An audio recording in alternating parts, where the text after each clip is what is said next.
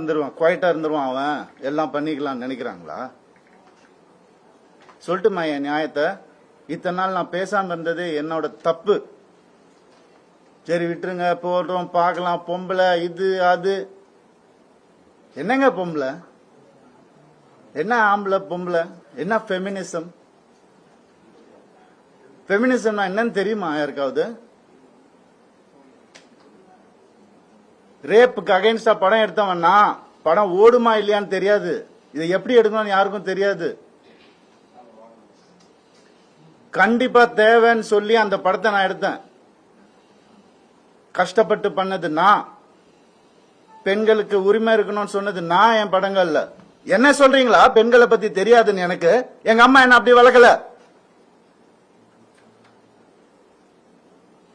பேராண்மை படத்துல நான் சொன்ன டயலாக் எல்லாருக்கும் இன்னைக்கு வரைக்கும் சொல்லிட்டு இருக்காங்க. பெண்கள் மிகப்பெரிய சக்தி, அது தேவையில்லாம வீணடிக்க கூடாதுன்னு நினைக்கிறேன். நான் சொன்னேன். ஏன் 14 வருஷம் இருந்தேன் நானு என்னோட எக்ஸ் லைஃப்ல. அப்பெல்லாம் சொல்லி அவர் கடவுள், அவர் திட்டினதே கிடையாது, நான் தான் திட்டுவேன். எல்லா இன்டர்வியூ இருக்கு, எல்லா எவிடன்ஸும் வருது, நிறைய இருக்கு.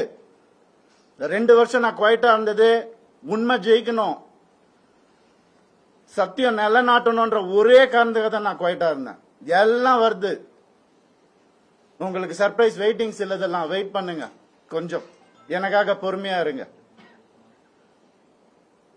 அதான் ஃபெமினிசம்.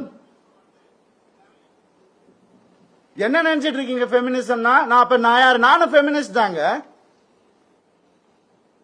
எப்படிங்க என் குடும்பத்தை நான் அகைன்ஸ்டா எப்படிங்க பேசுவேன்? 14 வருஷம் பேசலையே, பொறுத்துக்கிட்டேனே. என் பிள்ளைங்களை பார்க்க விட மாட்டாங்க. என்னோட லைஃப் ஹாப்பியஸ்ட் டேன்னு நான் ட்வீட் பண்ண, அவனும் நானும் சேர்ந்து டிக் டிக் டிக் படம் நடிக்கும் போது என் பிள்ளைங்க நான் எப்படிங்க விடுவேன்? கேட்டுதான் இருப்பீங்களா? இப்படிதான் 50 லட்சம் ரூபா தெரியுமா? 2 பேரும் ஸ்கூல் ஃபீஸ். எத்தனை வருஷம் நான் அதை கட்டி பார்த்துட்டு இருக்கேன். அவங்களுக்கு நல்ல லைஃப் கிடைக்கணும்னு. குழந்தைங்க பத்தி, என் பாசத்தை பத்தி பேசாதீங்க. உங்க யாருக்கும் எதுவுமே தெரியாது.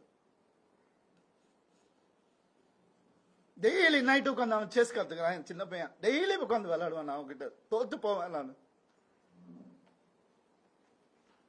என்ன சொல்றீங்களா? குழந்தைங்க மேல அன்பு இல்லைன்னு பார்க்க விட மாட்டாங்க. போன் கான்ஃபிஸ்கேட் பண்ணி வச்சிருக்காங்க. ஸ்கூலுக்கு பாடி கார்டு அனுப்புறாங்க. என் பசங்க பார்க்கணும் இந்த வீடியோவை.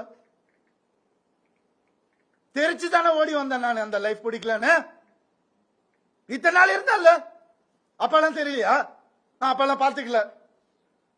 எவ்வளவு கோடியில வீடு என்ன கேளுங்க போய் வெளியில. ஈசிஆரே சொல்லும்.